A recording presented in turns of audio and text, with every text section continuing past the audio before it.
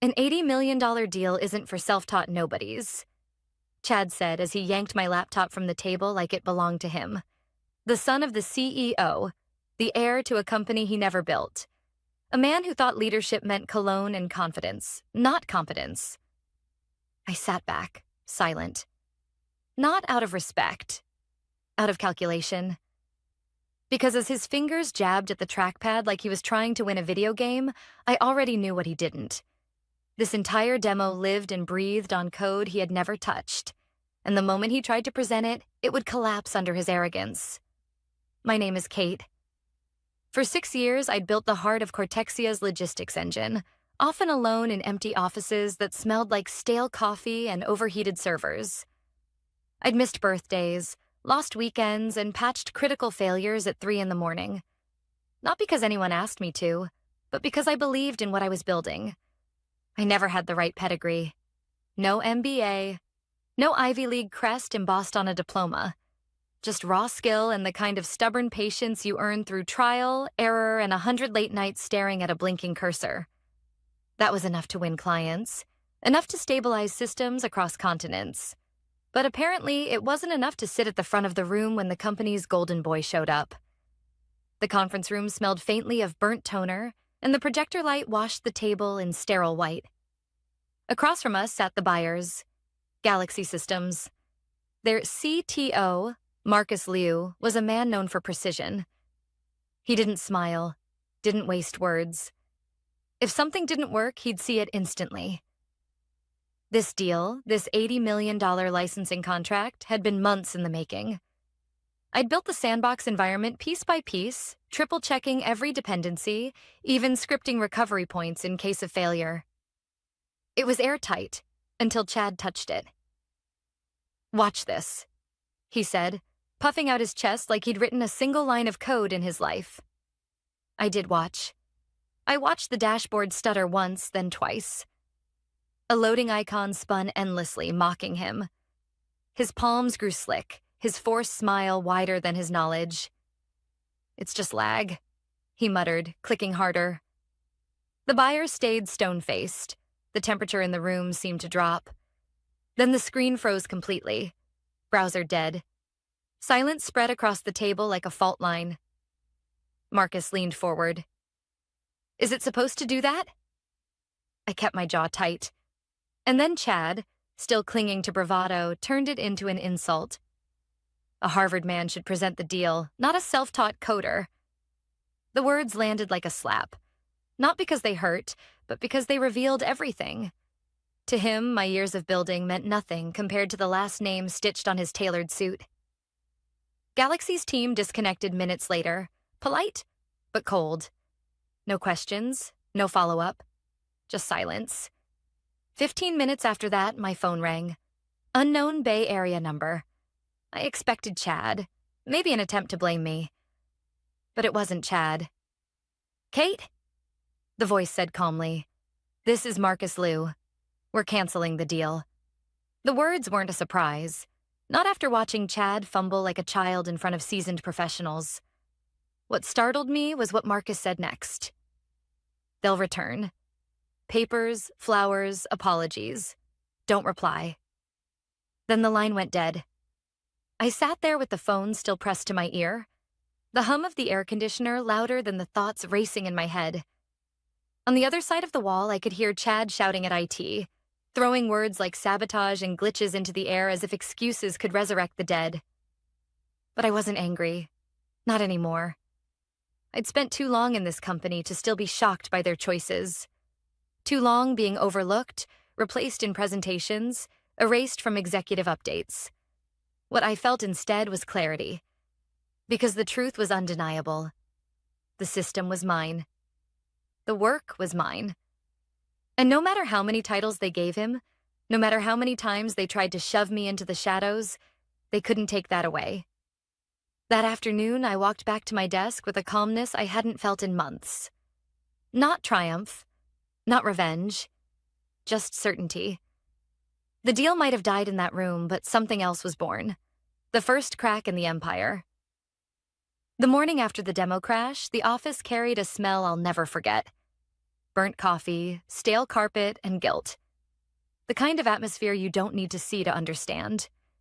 People avoided eye contact, phones rang unanswered, and conversations cut off whenever I walked by. I was called into Lena's office. She didn't even look at me when I walked in, just gestured vaguely toward the chair while typing furiously on her laptop. "Obviously, yesterday didn't go the way we hoped," she said flatly. I sat without answering. Her words weren't for me. They were for the record. She kept typing. "There's concern about technical transparency. Chad has asked to take a more hands-on role moving forward." "And me?" I asked quietly. She looked up then, forcing a sympathetic smile that didn't reach her eyes. "We'd like you to focus on documentation for now." Internal support. It's important work documentation. That was corporate code for "we don't trust you in front of clients anymore." The same as telling a surgeon to organize cotton swabs after someone else botched the operation. I nodded once. Of course. Wouldn't want Chad to strain himself. Her smile faltered, but she didn't respond. The meeting was over. I walked back to my desk, past the glass conference room where Chad was already holding a vision sync, pacing like he was on stage at a TED Talk. Milo, my junior developer, caught my eye from his desk. His face said it all. "They demoted you, didn't they?" "They want me on documentation," I told him. His mouth fell open. "But you built the system." "He can't even—" "Doesn't matter." I cut in. "You're in charge of the Galaxy account now." He paled. "I'm not ready." "You'll be fine," I lied. Because it wasn't about him being ready. It was about letting the system show what happens when arrogance replaces competence. I opened a blank Confluence page and began writing. The truth lived in my head. Thousands of hours of context, half-documented fixes, invisible workarounds scribbled in notebooks during server outages. But what I gave them was polished, professional, and just incomplete enough to make Chad believe he understood it. Some modules I labeled as legacy, deprecated others. I flagged as requires elevated permissions. And Module 6? I sealed it behind a cryptographic lock. My lock. Without my key, it wouldn't run. Not malicious, not sabotage. Just safe. If they wanted to sideline me, fine. But they weren't going to run my work into the ground without learning what it meant to do it alone. Days later, I watched through the glass wall as Chad tried to run a smaller internal demo. He paced, clicked, frowned. The loading icon spun. He clicked again, muttered something, slammed the laptop shut, and stormed out before anyone could ask questions. Nobody called me in. Nobody asked for help. That was the strategy now. Pretend everything was fine while the cracks deepened. But whispers started spreading. Galaxy hadn't responded since the failed pitch. Sales was panicking. Investors were asking questions. And the CTO had conveniently gone on vacation.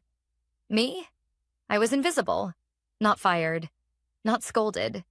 Just erased. No calendar invites, no executive threads, no meetings. A ghost haunting the system I had built. At lunch, I took long walks. I stopped rushing my coffee. I even drove the scenic route home instead of racing to collapse in bed. The anger that had burned in me for years had shifted into something colder, something sharper. Because here was the truth. They didn't just sideline me. They underestimated me. They thought by cutting me out of the spotlight, they could control the system. But the system wasn't theirs to control. Not really. Late one night, alone in the office, I opened the build logs. 6 years of my work scrolled before me. Every commit, every patch, every sleepless night turned into lines of code. I sat there staring at it, remembering the moments when the system barely held together, when one missed keystroke could have sunk it. Then I renamed the repository. One word. Artifact. Because that's what it was now. My creation, my proof, my shield. And if they wanted to bury me, they'd have to dig through what I left behind. By the end of that week, the ripple had started. An email from Galaxy's CTO to Lena landed with surgical precision. Subject: Install error. Module 6 conflict. No exclamation marks, no drama. Just a single line that carried the weight of a grenade. Soon after, Chad was stomping down the hallway, barking into a Bluetooth headset that wasn't even connected to anything. His face was flushed, his voice too loud, as if noise could erase consequences. I stood quietly in the kitchen, pouring burnt coffee into a chipped mug, when Lena cornered me. "Kate?" she said sharply. "Did you hardlock a module behind your credentials?" I stirred my coffee. "Which module?" Her jaw tightened. 6. "Interesting," I said evenly. "That's one of the ones Chad told me he had covered." She flinched. "Galaxy says it's throwing keyholder errors. They need immediate remediation." I took a slow sip. "Protocol's clear. Legal needs to send me a release form signed by all parties. Then I'll help." Her eyes narrowed. She wanted to argue, but she knew I was right. Corporate rules were finally on my side. And for the first time in months, I felt it. Not anger. Not even satisfaction. Just balance. The system was speaking for me now. The next week at the office felt like living inside a pressure cooker. People moved faster, spoke quieter, and avoided each other in hallways. Rumors spread like wildfire, each one worse than the last. Galaxy had gone silent. No follow-ups, no scheduling, no small talk. Silence from a potential client isn't neutrality. It's a verdict. Everyone knew it. Everyone felt it. Inside the building, the blame game had begun. I wasn't invited to the executive meeting, of course, but Milo filled me in later. The CEO, Everett Bowman, Chad's father, stormed in with the kind of fury only a man protecting both his money and his son can summon. He demanded answers, waving reports like they were weapons. Chad blamed legacy issues. Lena tried to talk about strategic repositioning. The VP of sales pointed directly at the failed demo. It wasn't a conversation. It was a bloodbath. By the end, the only thing they could agree on was to draft a carefully worded update for investors. Words like alignment and roadmap were tossed around, as if buzzwords could erase the sight of a frozen dashboard. Meanwhile, my name was spoken less and less. Not because they'd forgotten me, but because acknowledging me meant admitting the truth. That I was the only one who could fix this. I kept my head down, at least outwardly.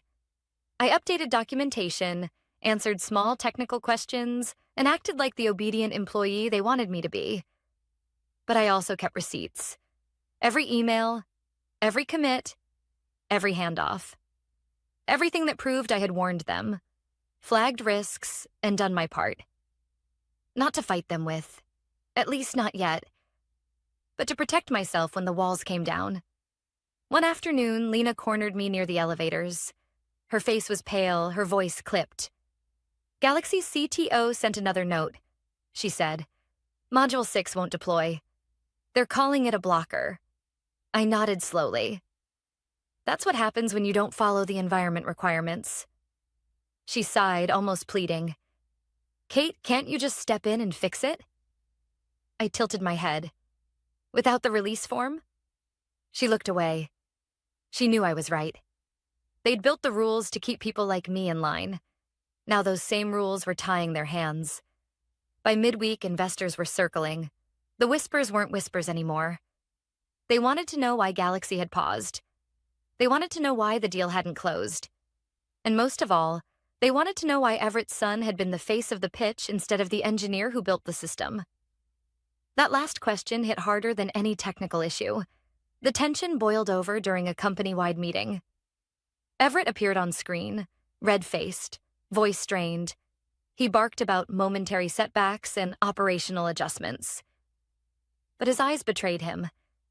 He wasn't just angry. He was scared. Chad sat beside him, stiff and pale, nodding at all the right moments but saying nothing. It was the first time I'd ever seen him quiet. When the call ended, the chat exploded with private messages. People wanted to know what was really happening. Some asked me directly. Others just hinted. I gave the same answer every time. Read the logs. Because the logs didn't lie. That night, I went home and sat in my driveway for a long time, engine off, hands resting on the steering wheel. I wasn't tired, but I wasn't restless either. For years, I had carried this company on my back, fixing problems, patching disasters, building something out of nothing. And for years, I thought that was enough, that the work would speak for me. But the past weeks had shown me the truth. Work doesn't speak. People do. And when the people in charge care more about appearances than reality, competence is invisible until it's missing. Now, it was missing, and the cracks were showing everywhere. The following morning, Milo slid a folded piece of paper onto my desk. "You should see this," he whispered. It was a printout of an email chain between Everett and the board. The last message from one of the investors was short and brutal. "Has Rebecca been contacted? If not, why not?" I stared at the page for a long moment, then folded it neatly and placed it in my drawer. They could avoid me in meetings. They could strip my title from the slides. They could pretend I didn't exist. But outside their glass offices and polished boardrooms, the truth was starting to spread. And truth has a way of breaking through walls. By the time the investor pressure became impossible to ignore, the company had already shifted into survival mode. The office atmosphere changed overnight. HR suddenly acted warmer. Managers who hadn't spoken to me in weeks stopped by my desk with fake smiles and vague compliments. Even Lena, who once handed me documentation duty without blinking, now said things like, "We value your expertise, Kate." It was pathetic and transparent. Because I knew what had happened. Galaxy wasn't negotiating anymore. They weren't waiting. They had gone around the company entirely. And they had come to me. Marcus Liu called me directly. His voice was calm, measured. He didn't waste time. "Kate," he said, "I've reviewed the code myself. Every commit, every lock, every key. What you built isn't just functional. It's precise. Surgical, I didn't say anything at first. After years of being ignored, erased, belittled, those words almost felt foreign." He continued, "We don't need middlemen here. We want you. Independent contract. Your terms, your timeline, your signature." I leaned back in my chair, staring at the ceiling. "And Cortexia?" "They're out," Marcus said simply. "They broke what they didn't understand. We're not interested in apologies or optics. We're interested in results." It wasn't triumph I felt then. It was something steadier. Validation. After years of being treated like a disposable cog, someone finally saw the whole machine. And they knew whose hands had built it. Later that day, the company's attempts began. First came the flowers. An absurd bouquet showed up at my apartment door. Peonies, orchids, roses, all crammed into one arrangement that smelled like desperation. No card. Just silence wrapped in cellophane. Then came the emails. HR wrote about opening a new chapter together. Legal asked for my cooperation in resolving minor access issues.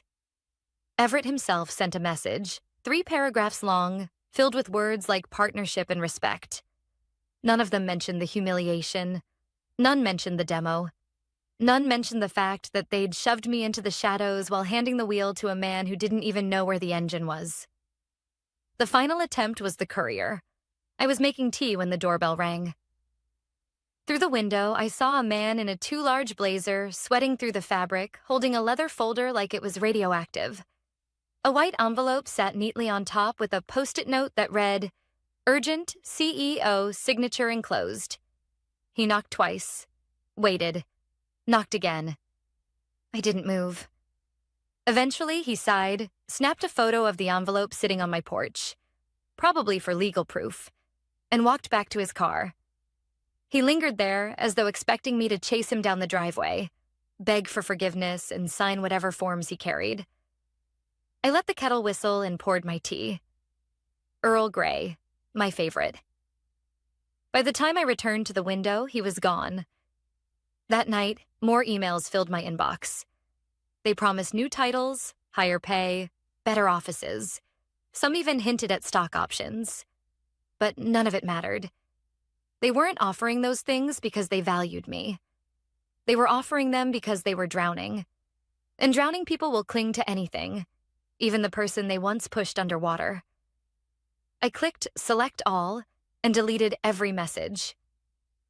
The next morning, the sprinklers went off at dawn. When I stepped outside, the leather folder was drenched, papers inside warped and soggy. I walked past it without a second glance. Because I understood something now. Power isn't in titles or suits or corner offices. Power is in ownership of your work, your choices, your name. They had tried to take all of that from me, and now it was slipping through their fingers. When I checked my inbox later that day, a single new email sat at the top. Not from HR, not from Everett, not even from Lena. It was from Marcus. 5 words in the subject line. Do not open the door. The body was even shorter. They'll beg with flowers, apologies, and papers for you to sign. Do not open the door. The deal is off for them. See you Monday. I closed my laptop and let the silence settle around me. For the first time in years, I wasn't anxious. I wasn't exhausted. I was free. The collapse didn't happen with an explosion. It happened quietly, in pieces. I heard about it secondhand at first. Screenshots from Milo, a late-night text from someone in finance, whispers filtering through Slack channels. By the time the real news broke, the company wasn't trying to hide it anymore. They couldn't. Galaxy had cut ties. Not paused, not renegotiated. Canceled. An $80 million deal. Gone. Just like that. The board reacted like anyone would when money evaporates. They tore each other apart. I wasn't in the room, but the stories spread fast. Everett pounding his fists on the table, Chad babbling about strategic oversight, Lena crying in the hallway, investors demanding answers no one could give. At one point, Milo told me, someone asked point blank why my name was still on every build log, every commit, every authentication key. Why the entire system still depended on the person they had pushed aside. Chad apparently tried to spin it. Called me a legacy dependency. The silence that followed, Milo said, was so sharp it made his stomach twist. Meanwhile, my world was steady. I signed Marcus's contract without hesitation. The terms were better than anything I'd ever dreamed of. My scope, my timeline, my decisions. No more layers of people standing between me and my work. No more polishing slide decks for someone else's ego. When I hit send on the signed contract, it didn't feel like revenge. It felt like release. The company tried one last time. Another courier came to my door, this one older, in a suit that actually fit. He carried a different folder, thinner, with a neat bow tied around it like a peace offering. He knocked 3 times. I didn't answer. Through the window, I saw him set the folder down, take a picture, and leave. Inside were forms, an NDA, reassignment of intellectual property, a retroactive consulting offer, padded with fake performance bonuses. It sat on my porch all afternoon. The sprinklers hit it again overnight. By morning, it was pulp. That felt right. I didn't gloat, didn't laugh, didn't send messages to old colleagues with, "I told you so." Instead, I cooked breakfast slowly, watered my plants, and took a walk without checking my phone every 5 minutes. I felt my shoulders drop for the first time in years. Because here's the truth. Revenge isn't about fireworks. It isn't about dramatic speeches or triumphant scenes. It's about balance. And balance had finally returned. Marcus called me again that week. "They'll try to smear you," he said matter-of-factly. "Spin the story, protect the family name. But I've seen the logs. I've seen the truth. And I don't work with liars." There was no flattery in his voice, just certainty. That was better than praise. "Then we're aligned," I said. From the outside, Cortexia kept pretending for a while, issuing vague press releases about internal restructuring and shifting priorities. But people in tech circles talk. The story spread. A nepotism hire botched the biggest deal in company history. and the engineer who built the system walked away untouched. Recruiters began reaching out to me within days. Old colleagues reappeared, some with apologies, others with proposals. I answered none of them, because I already had what I wanted. Not just the contract, not just the paycheck, though both were more than fair. What I had was freedom. On the Monday Marcus mentioned, I drove into the city, parked my car, and walked into Galaxy's offices.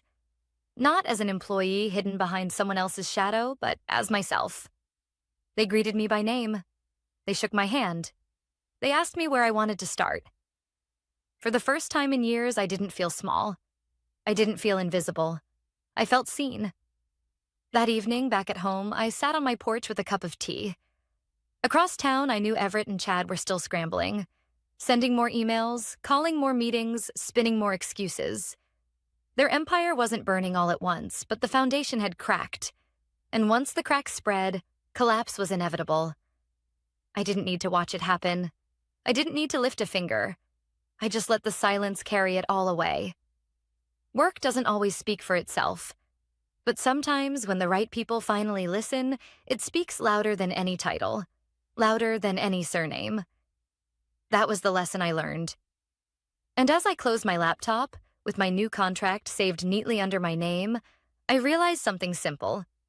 They had tried to bury me, but all they did was water the ground.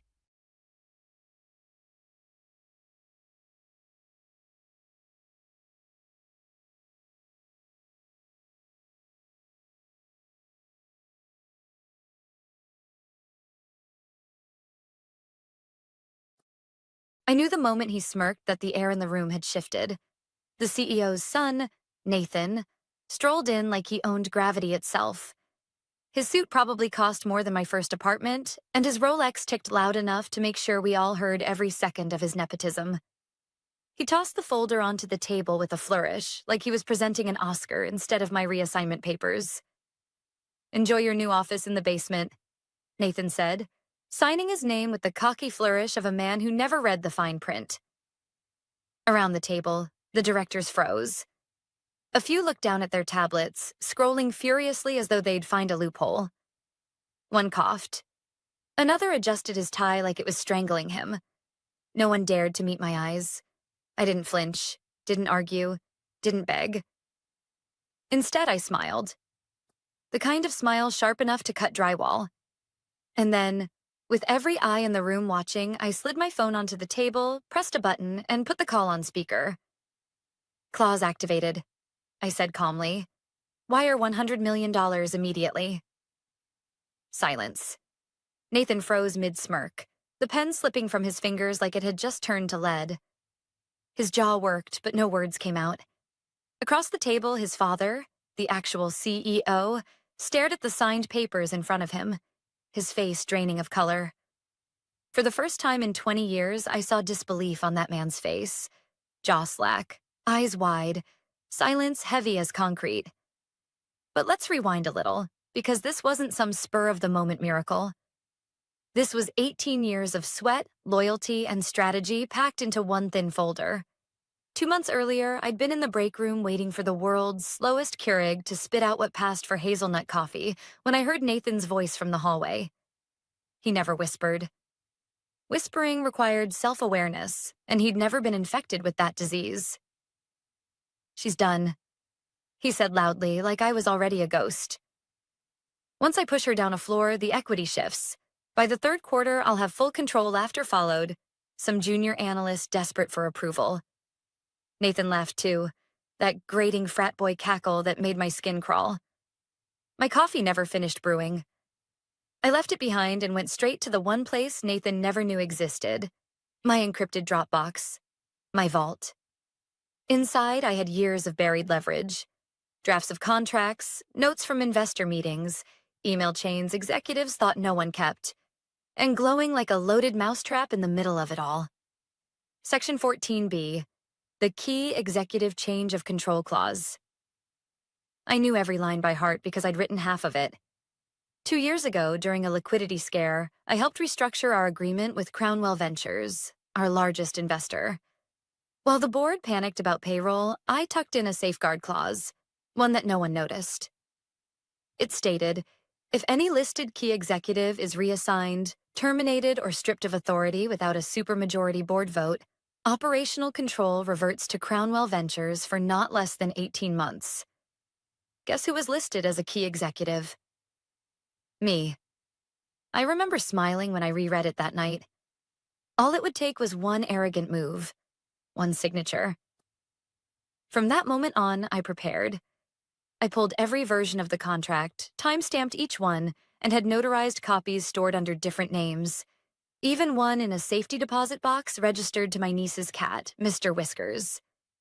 Every time Nathan forwarded an email without copying me, I saved it. Every system access he revoked, I screen recorded. Every snide remark, every exclusion, every Karen will handle the follow-up. I logged the date and time, because power grabs are noisy. But real control? Quiet. And mine was written in black ink on a contract Nathan had never bothered to read. The morning of my so-called demotion was theater. Nathan strutted into the boardroom late, protein shake in hand, sleeves rolled up like he'd been working hard on anything besides his biceps. He didn't even look at me when he signed the papers. To him, I was already gone.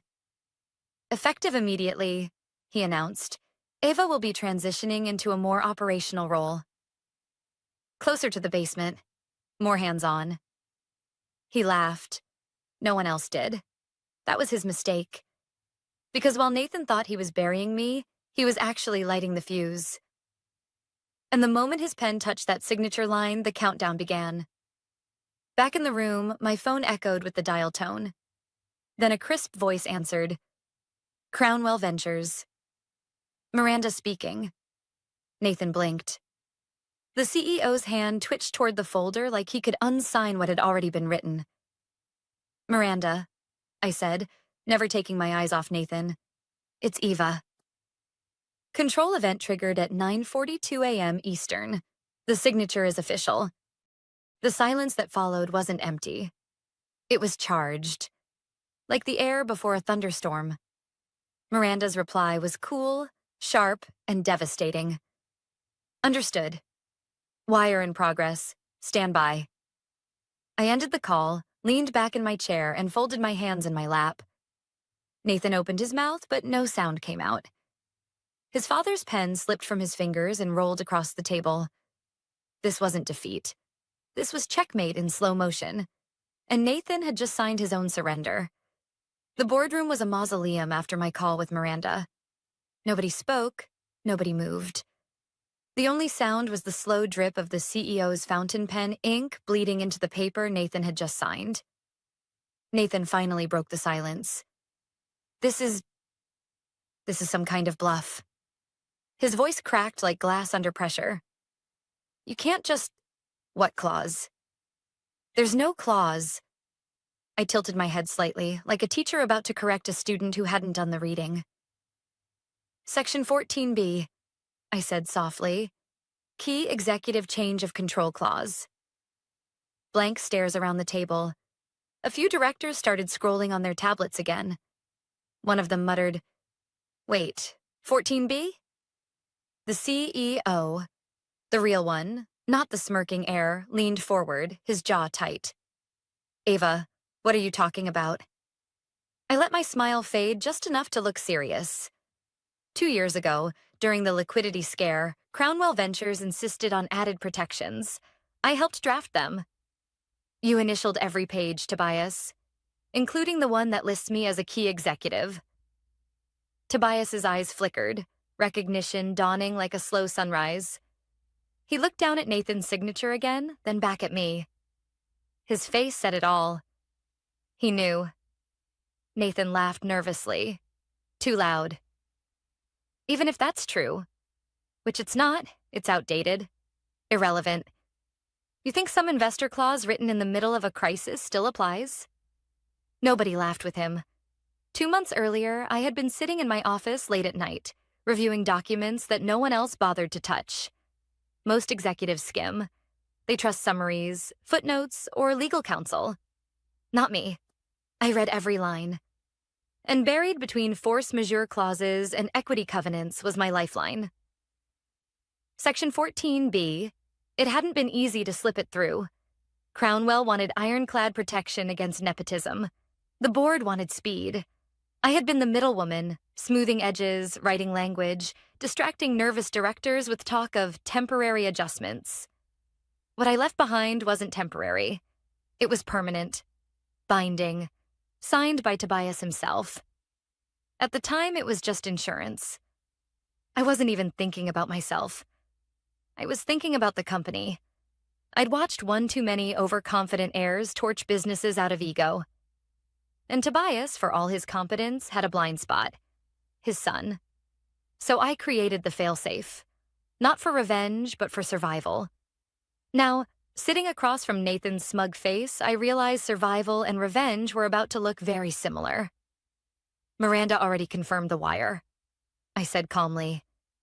$100 million triggered by your signature, Nathan. Crownwell now controls operational authority for 18 months, and they've already designated me as their interim. Nathan slammed his fist against the table. You can't do this. You're just... He stopped himself. But the word was already hanging in the air. Just what? Just a woman? Just an employee? Just someone who'd given 18 years of her life to a company he treated like a toy? I leaned forward, voice still steady. I didn't do this, Nathan. You did. With that pen, I pointed at the ink drying on the page in front of him. The CEO finally spoke, voice low and dangerous. Nathan, do you have any idea what you've done? Nathan turned red. She's bluffing, Dad. I'll call legal. They'll fix this. But even as he said it, one of the directors, the kind who rarely spoke, cleared his throat. I just pulled up the clause. He turned his tablet toward the room. It's real. Section 14B. It names Eva explicitly. Gasps. Murmurs. A chair squeaked as someone shifted uncomfortably. The CEO's eyes closed slowly, like a man trying to wake up from a nightmare. When he opened them again, they locked on me. For the first time, he didn't see me as the loyal lieutenant. He saw me as the one holding the detonator. That night, I didn't go home right away. I drove to a storage facility 2 towns over, where a fireproof box held my duplicate contracts, notarized and stamped. Insurance for my insurance. I unlocked the box, pulled out the original binder, and flipped to Section 14B. Seeing my own name printed there, Eva Morales, Chief Strategy Officer, listed under Key Executives, made my hands tremble. Not with fear, with inevitability. For 18 years, I'd carried this company through acquisitions, crises, mergers, and betrayals. Every late-night call, every vendor saved, every quiet fix that no one gave me credit for. It all led here. And if Nathan thought sending me to the basement was an insult, he hadn't realized the truth yet. Basements are where foundations live, and mine was about to hold the whole company. The next morning, I arrived at the office to find my badge access revoked from the executive floor. My inbox was half empty, permissions stripped away. A calendar notification blinked.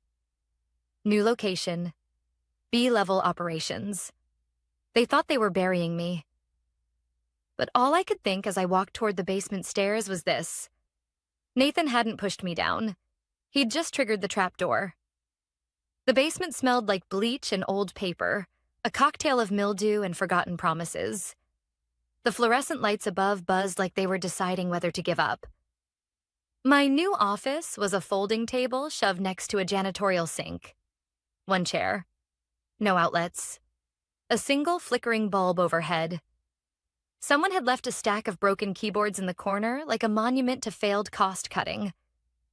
Nathan thought this would humiliate me, but humiliation only works if you care about appearances. I didn't. I cared about leverage. And down here, with no one watching, I finally had the space to prepare. My inbox chimed.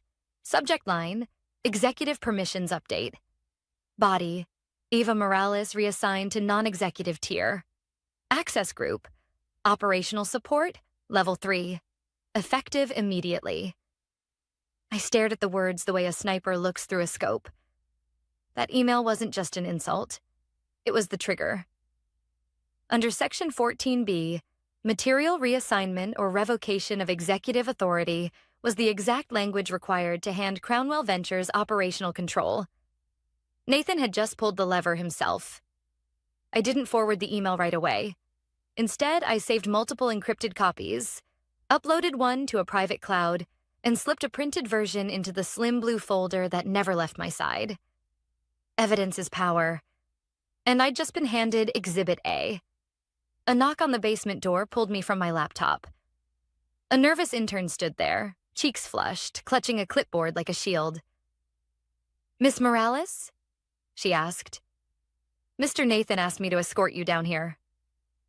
Said you might get lost." Her voice cracked on lost. She couldn't have been more than 22. I almost laughed. "I helped design this floor plan," I said dryly, standing. "I think I know where the basement is." The poor girl blushed tomato red. She wasn't my enemy. She was just following orders. I gave her a small smile and waved her off. "Don't worry, I'm fine." She left quickly, clearly relieved.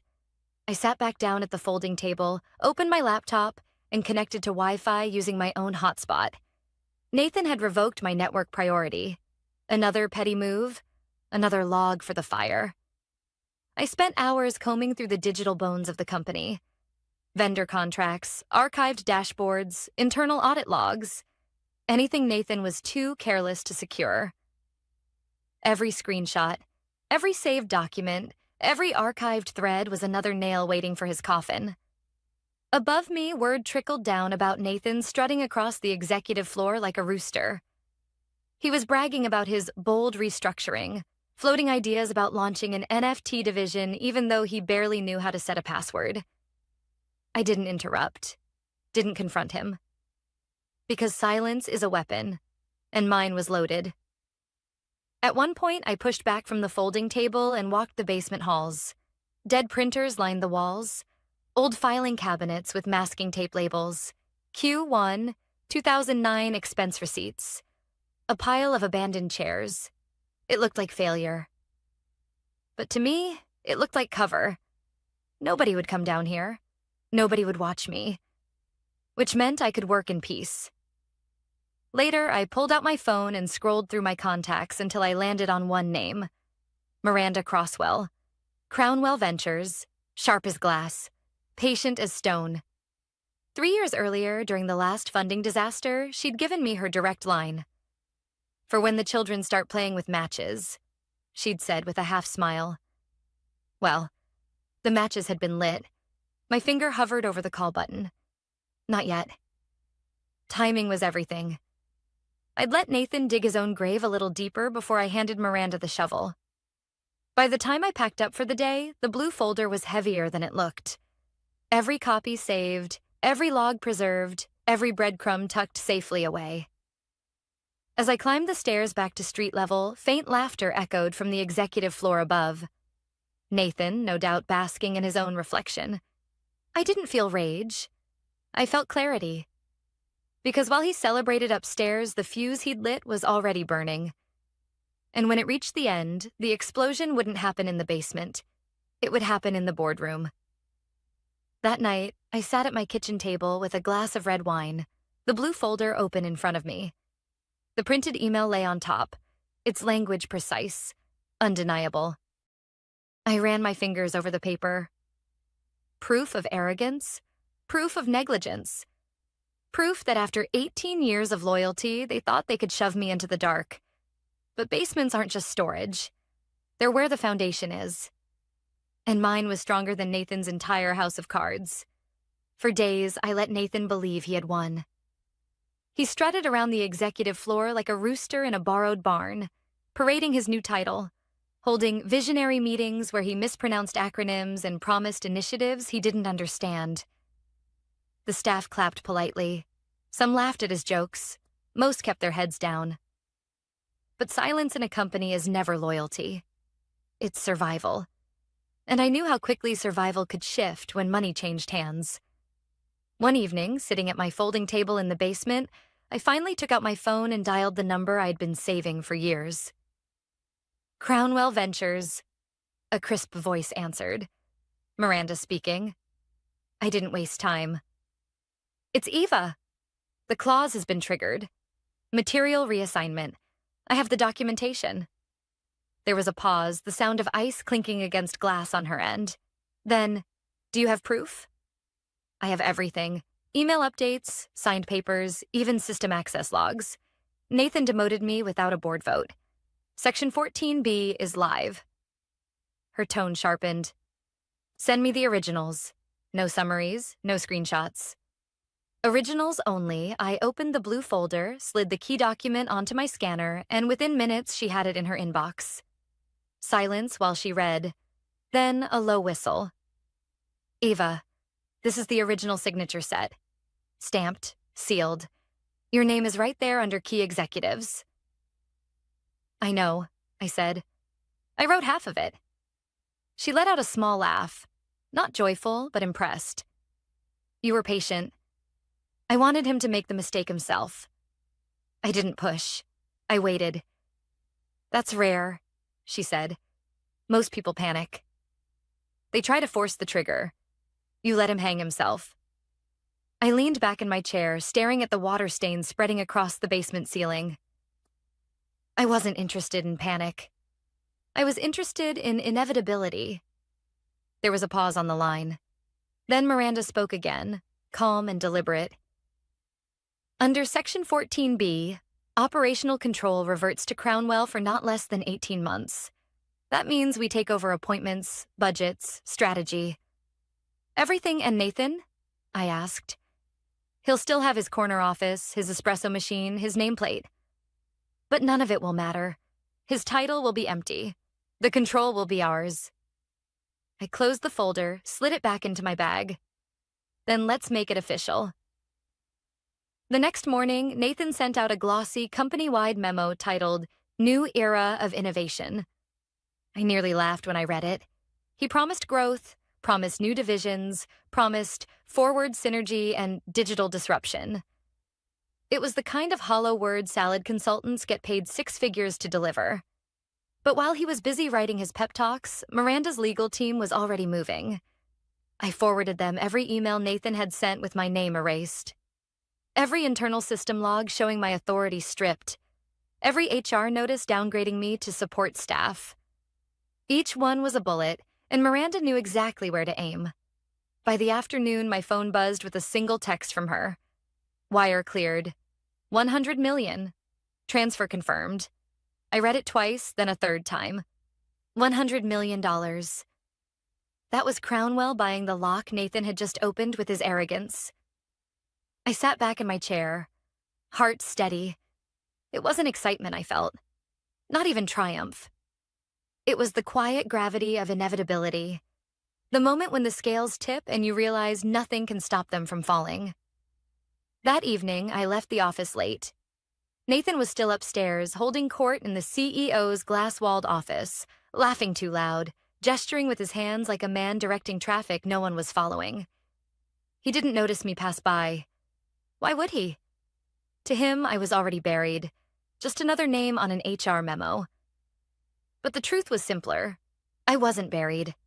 I was building. And tomorrow, when Miranda walked through those doors with the weight of Crownwell Ventures behind her, Nathan would realize the basement wasn't exile. It was the foundation of his downfall. As I drove home, I thought about the years I had given this company. The sleepless nights, the mergers I'd saved, the crises I'd fixed while others hid. I thought about the loyalty I had shown and the humiliation they thought they could buy me off with. And I thought about Nathan's smirk, the one he wore when he signed my demotion papers. He believed the basement was the end of me. But for me, it was just the beginning. The emergency board meeting was scheduled for late afternoon, but when I arrived, the conference room was already buzzing. Directors whispered to each other in low tones, their faces drawn tight, their tablets glowing with pulled-up contracts. Nathan burst in 5 minutes late, sleeves rolled up, phone still in his hand. He looked red, sweaty, but tried to plaster on his trademark grin. All right, let's clear this up. he said too loudly. There's been some confusion about this clause nonsense. It's outdated paperwork. Doesn't apply anymore? He spoke with the confidence of someone who had never once read a contract past the first page. One of the directors, Stuart, cleared his throat. Nathan, I've reviewed Section 14B. It's active. It names Eva explicitly. Nathan laughed nervously. It's irrelevant. My father never signed off on it. I'd remember. That's when the general counsel, who had been silent until now, unzipped a manila folder and slid a document across the table. This is the agreement from the 2021 restructuring. Page 6, initialed by Tobias Dunning. Your father. His handwriting. Verified and time-stamped. Nathan froze, color draining from his face. I didn't say a word. I didn't need to. The speakerphone in the center of the table chirped, connecting. A gravelly voice filled the room. Is everyone there? It was Tobias, the CEO, Nathan's father. Yes, sir, the general counsel said. I understand my son demoted Eva this week. Yes, sir, I replied. A long pause followed, then flat and cold. Show me what he signed. The counsel lifted Nathan's paperwork to the camera. Silence stretched, thick and suffocating. Then Tobias spoke again. Jesus Christ. He signed the trigger clause. Nathan stumbled over his words. Dad, it's not binding, it's... Be quiet. His father's voice cut like a blade. You moved against a key executive without board approval. You've jeopardized our entire relationship with Crownwell Ventures. Effective immediately, you're to step back from all executive decisions until this matter is resolved. Nathan's jaw worked, but no words came. He looked like a man realizing the air had been sucked from the room. The glass doors opened then, and silence fell. Miranda Crosswell walked in. Black suit, leather briefcase, eyes sharp enough to cut steel. She didn't wait to be introduced. She set her folder on the table like a verdict. This is the legal notice confirming operational authority has transferred to Crownwell Ventures under Section 14B, she said. Effective as of yesterday's wire clearance, $100 million. She turned, eyes locking on Nathan. Effective immediately, you are no longer acting CEO. You will not access systems, authorize decisions, or represent Dalek systems in any capacity. His mouth opened, but she raised a hand. We've also reviewed your emails, including the one where you wrote, I'll delete the clause before legal even notices. They still use fax machines. Groans around the table. Stuart winced. The general counsel rubbed his forehead like he was calculating early retirement. Nathan collapsed into his chair, pale as paper. Then Miranda turned to me. Crownwell requires stable leadership during the transition. We're appointing an interim CEO under the stabilization agreement. Eva, the board will expect you to step in. The room shifted. No one objected. No one dared. I nodded once. I accept. Miranda gestured toward the head of the table, the chair Nathan had been occupying like a throne. It's yours. I stood, walked slowly, and sat down. The leather creaked under me, familiar and solid. Across the room, Nathan stared at me with hollow eyes. The smirk was gone. The arrogance was gone. All that remained was the realization that he had signed away everything. The meeting ended quickly after that. Directors shuffled out, murmuring. Legal gathered their files. Miranda snapped her briefcase shut. I didn't move right away. I just sat in the chair, hands folded, letting the weight of it settle. 18 years of work. 18 years of loyalty. And all it took was one bad signature to bring it full circle. Nathan lingered by the doorway, shoulders slumped. For the first time, he looked small. I stood, gathered my folder, and walked toward him. No anger in my voice, no triumph, just quiet finality. Enjoy the basement, Nathan, I said softly. You'll find it character building. His face crumpled. He didn't reply. I walked out, heels echoing against the marble floor, each step steady. For years, they thought I was the foundation holding everything together. They were right. But they forgot foundations can shift. And when they do, the whole house either stands stronger or it collapses. This time it collapsed on Nathan.